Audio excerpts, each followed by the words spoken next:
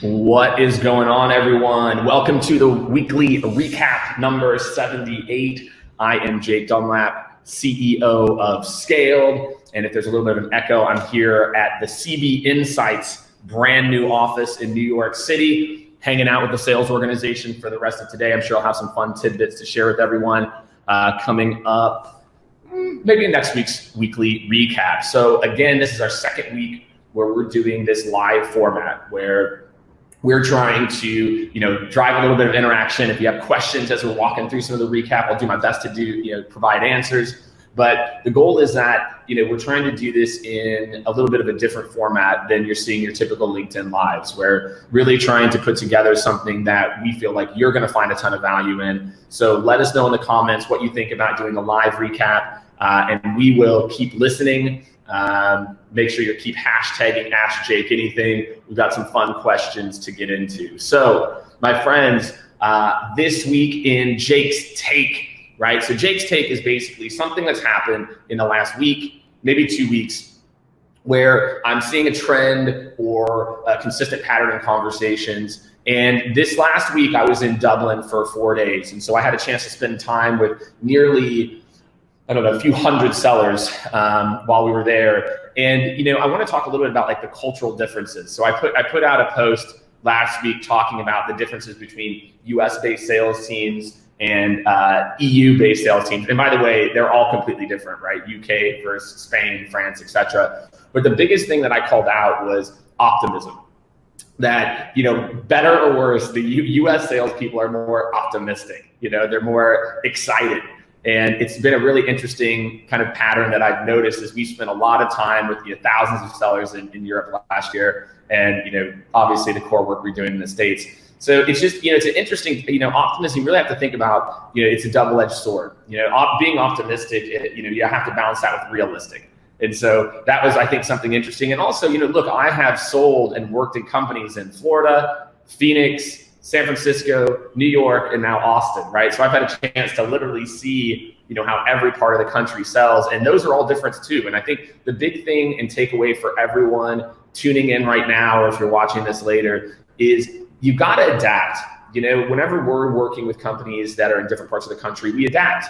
We don't adapt the content or the message, but we adapt the way that we deliver it. So if you want to drive maximum impact and you want to see better results, you have to understand that there are nuances. Not everyone is like you. Not everyone talks the same speed or appreciates the same jokes.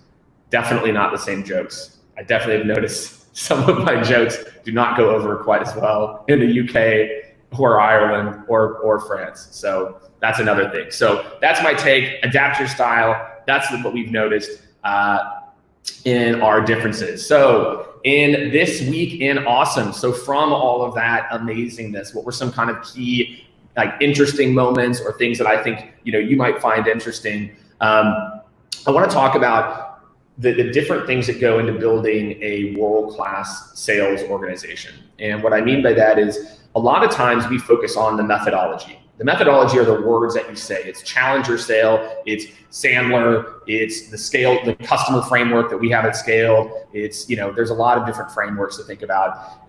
But what a lot of people sleep on, and what we've been spending time with one of our large clients on, is the behaviors and the competencies. What are the root skills and behaviors that someone needs to grow over the mid and long term to really be an excellent seller? Not just what to say, not just deal coaching. And so for every seller out there, my best piece of advice that I can give you is to really think about the skills, right? Is it multi-threading? Is it being able to understand a customer's business objectives? Is it applying solution expertise and how you basically talk about what you do? So everyone out there, don't just worry about getting better at deals. Really start to think about your competencies, because the two go together. You need a methodology of what to say, and then you need the core sales skills. So if you're building a sales organization or you're trying to get better yourself, do not sleep on competencies.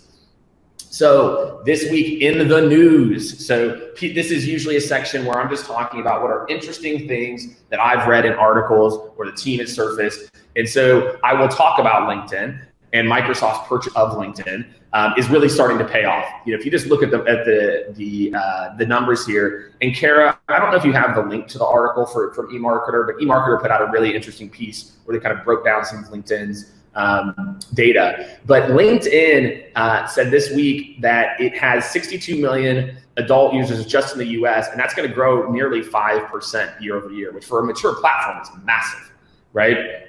Additionally, revenues from, you know, the firm estimated that, this is eMarketer, by the way, shout out to eMarketer, that LinkedIn's going to draw in nearly 1.6 billion in ad revenue alone this year, and that's going to grow nearly 12%. Right. And so I think everyone, if you're in marketing or if you're in sales, this is the year you have to invest in a cohesive, concentrated LinkedIn strategy. Emails, calls, and LinkedIn in B2B are the new core. It's not a would like to have. You can't have everyone going rogue, but also my marketing, you can't control the message, you know, necessarily either. And I think, you know, the really interesting piece is the growth in user sessions. So again, we're seeing also that the time that people are spending on LinkedIn is dramatically increasing, right? So again, if you're in sales, if you're in marketing, and you're thinking about, you know, what is the platform to invest in, I would be going all in on LinkedIn and really being smart and thoughtful about your strategy there. All right, my friends, 2 more fun sections. This is my favorite section of every weekly recap. Well, it depends on the week, if the question's good, which is Ask Jake Anything. So if you are on the internet, if you comment on one of my posts, and you're like, Jake, what are you talking about, right? Just put hashtag Ask Jake Anything, and Kara on my team will basically scour the internet for you, and she will aggregate the best questions. So this week's question comes from Seth Thompson. What's up, Seth? Do you think the demand for recruiters has to do with there being less A players out there, or that A players are in higher demand? Question mark. Also, do you think the gap between A players and the average rep is growing relative to ability? Well, here's what I would say. What has really happened is the amount of companies over the last 5 years in B2B that have received funding is this, right? So as more and more companies get funding, as more and more companies are flush with cash, they're spending money, there's more salespeople in the ether in the world than there probably ever has been online. And so by nature, you're going to start to have, you know, we're kind of picking people into sales that maybe shouldn't have been in sales, right? But there's opportunities and you can make a lot of money. So I would say, yes, I have noticed a difference between the kind of the initial quality. But what I will say this though, Seth, is that I think a lot of this is the companies are to blame. One of the biggest trends that we're seeing is that organizations are not investing enough post-onboarding in continued training and development. So those people who are in the middle or maybe bottom middle, we are not investing enough in their continued development to get them to A players. And I think a lot of this, I was talking to a previous client last night actually about this, and what I think is driving a lot of this is tenure, that companies are continuing to spend less and less in these types of programs because they know they're only gonna have that employee for 2 years. You know, when you stayed at the same company, even for 5 or 6 years, it made a lot of sense for companies to invest a lot of money to help you to grow and get to the next level. But if you're only staying there for 2 years, you know, it's tough to see that ROI. So I think for a lot of companies, you have to have some type of program in place to get that bottom middle or middle to, you know, middle or good. But yes, I am seeing a gap, but that's how you need to solve it. And last but not least, every week I have a challenge, something that I'm doing or I think you can benefit from. And this week's Get It Done, D-U-N for Dunlap, in case you didn't see that. Make sure, by the way, if you like the things you've heard, if you're liking the format, hit the like button, hit the thought button, do a little thinking man, that little green guy.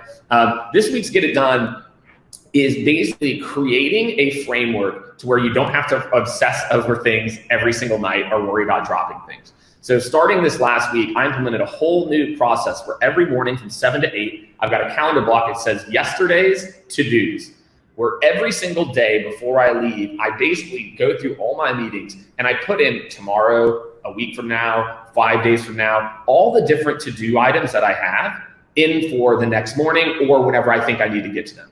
And I've got to tell you, in just a very small amount of time, my productivity has went through the roof. because I'm no longer clearing, my brain is no longer full of what do I need to do next, what happens next, etc. So my challenge for you is come up with a system, right? You can steal mine, my yesterday's to-dos, where I just copy and paste in new things. Let's say I didn't get to this one thing today, I just copy and paste it and put it in tomorrow. And that frees you up to do a lot more interesting things. So my friends, hope you're liking this new format. Again, you can always hit me up, DM me. You can email me at jake@skaled.com. Obviously, you can always hit me up on LinkedIn. As all of you know, I'm very active and I do my best to get to all of your questions as well. And again, if you like the new format, let me know. Drop a like, drop a little heart emoji. I like the heart. It just shows that there's like an extra level of like too. So everyone, really appreciate it. Appreciate the love. Weekly recap number 78. I'm out.